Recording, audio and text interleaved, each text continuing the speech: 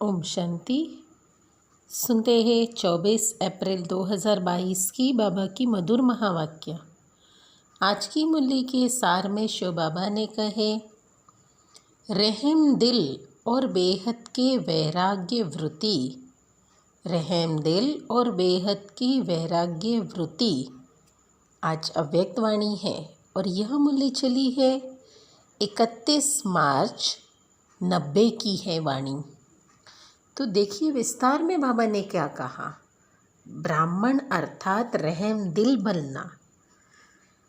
अब रहम दिल तो है, लेकिन रहम दिल के साथ बेहद की वैराग्य वृत्ति भी चाहिए। क्या हमारी वृत्तियाँ वैराग की स्थिति में है? क्योंकि बाबा कहे, बाप दादा आज यही रू रिहान कर रहे थे।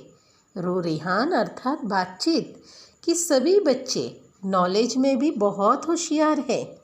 पॉइंट्स रूप तो बन ही गए हैं, लेकिन हर कमजोरी को जानने की पॉइंट्स जानते भी है कि यह होना चाहिए, करना चाहिए, फिर करना नहीं चाहिए, ये जानते हुए भी पॉइंट स्वरूप बनना और जो कुछ व्यर्थ देखा या सुना और अपने से हुआ उसको भी फुल स्टॉप की पॉइंट लगाना नहीं आता। क्योंकि हर मनुष्य के जीवन में कोई ना कोई व्यर्थ कर्म हुआ ही है। तो उसमें भी देखो परेशान हो जाते हैं, दुखी होते हैं। चाहे अनजान आत्माएं भी हो, न जानने के कारण भी बहुत सारे लोग किसी से मर्सी मांगते हैं, कोई इष्ट देव की या धर्म पिताओं से। तो बाबा कहे कि पॉइंट्स तो है, लेकिन पॉइंट स्वरूप बनने के लिए विशेष क्या आवश्यकता है?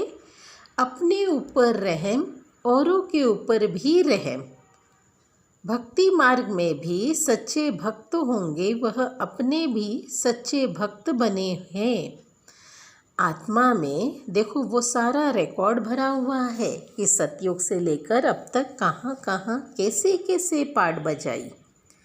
तो सच्चे भक्त सदा रहम दिल होते हैं, इसीलिए वे पाप कर्म से डरते हैं।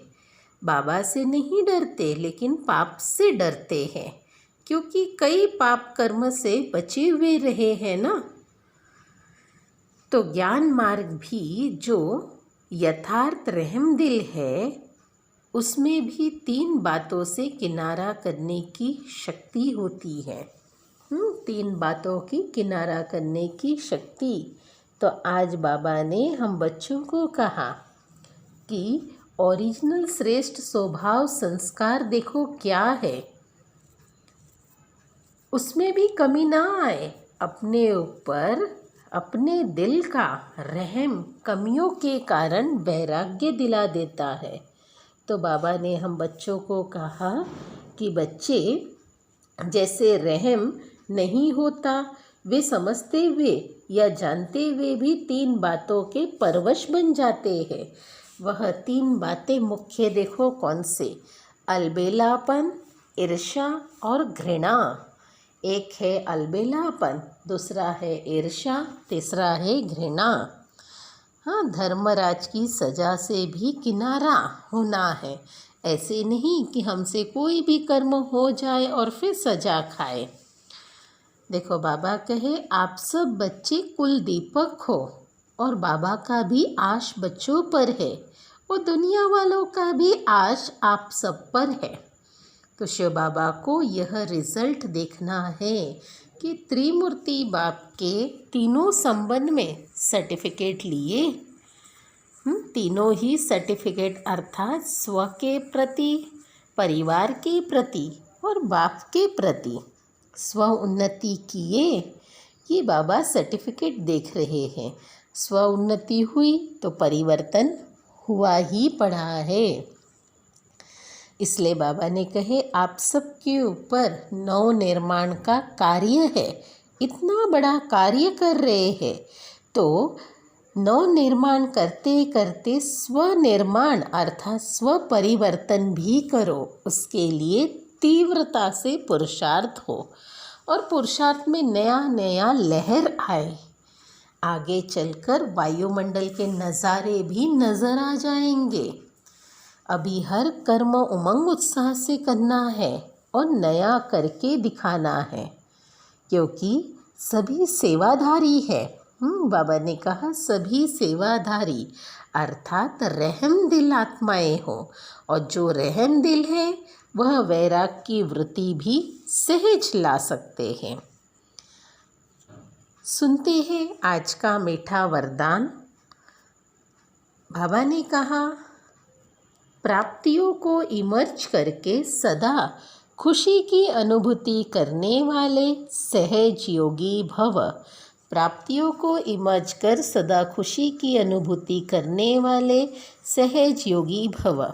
इसका स्पष्टीकरण है, सहज योगी का आधार है स्नेह, और स्नेह का आधार है संबंध। संबंध से याद करना सहज होता है।